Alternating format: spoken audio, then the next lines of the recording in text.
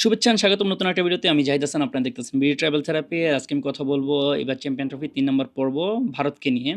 Group এ তে ভারত হচ্ছে সবচেয়ে শক্তিশালী টিম। শুধু গ্রুপ এ তে না, পুরা চ্যাম্পিয়ন ট্রফিতে বর্তমান সবথেকে শক্তিশালী টিম অথবা চ্যাম্পিয়নের যোগ্য দাবিদার হচ্ছে এই ভারত। ভারতকে হারানোর মতো এমন কোনো টিম বর্তমান চ্যাম্পিয়ন ট্রফিতে নাই। তবে বরাবরই ভারত নিউজিল্যান্ড আর অস্ট্রেলিয়ার কাছে ধরাশায়ী। এই দুইটা টিমের কাছেই তারা দুর্বল, এছাড়া আসলে কোনো টিমের কাছে তারা দুর্বল না।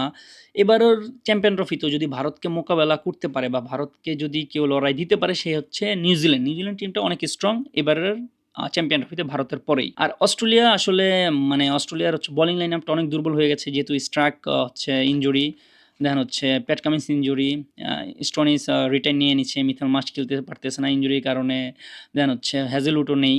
তো ওই কারণে আসলে বর্তমানে অস্ট্রেলিয়াটা একটু দুর্বল। আর কিছুদিন আগে অস্ট্রেলিয়া ২টা ম্যাচ অলরেডি হেরে এসেছে শ্রীলঙ্কার কাছে, একদম করুণ হারা হেরেছে। তবে এটা বরাবরই তারা চ্যাম্পিয়ন যে কোনো একটা আইসিসি টুর্নামেন্টে এসেই অস্ট্রেলিয়া জ্বলে ওঠে, সেক্ষেত্রে আসলে কোনো কিছু বলা যায় না। তো যাক, আজকের যে মূল বিষয় সেটা হচ্ছে ভারতকে নিয়ে কথা বলবো। চলুন দেখে আসি ভারতের সম্ভাব্য একাদশ কী আর হচ্ছে তাদের স্কোয়াডটা কেমন।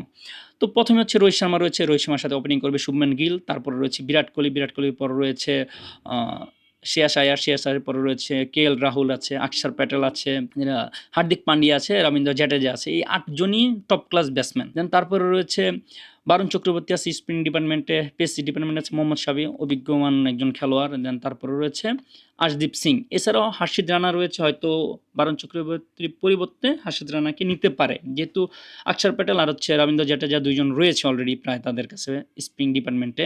সেক্ষেত্রে হয়তো হার্ষিদ রানাও খেলতে পারে। এছাড়াও তাদের স্কোয়াডে রয়েছে ঋষভ পান্ত রয়েছে, ওয়াশিংটন সুন্দর রয়েছে।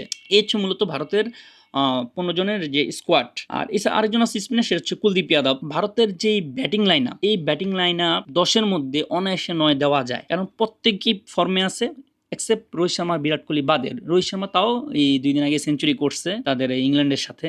তো ওই হিসেবে আর রোহিত শর্মাও চ্যাম্পিয়ন আইসিসির কোনো ইভেন্টে রোহিত শর্মা জ্বলে উঠে। ইন্ডিয়া ব্যাটিং লাইন আপ ১০-এ ৯, বোলিং লাইন আপ ১০-এ ৮। আশদীপ সিং অনেক ভালো বলার বর্তমান বিবেচনায়। আশদীপ সিং অনেক ভালো বলার, মোহাম্মদ শামি দুর্দান্ত বলার, ওদিক দিয়ে রয়েছে জাদেজা রয়েছে, অক্ষর প্যাটেল রয়েছে, দেন বারুণ চক্রবর্তী ম্যাজিক বলার। সেখানে ইন্ডিয়া এই গ্রুপে গ্রুপ এ তে ১ নম্বর তো থাকবেই, তিনটা ম্যাচই জিততে পারে। যদিও হারে একটা ম্যাচ, নিউজিল্যান্ডের সাথে হারতে পারে বা মোকাবেলা হতে পারে, আই থিঙ্ক হারবে না, তিনটাই জিতবে।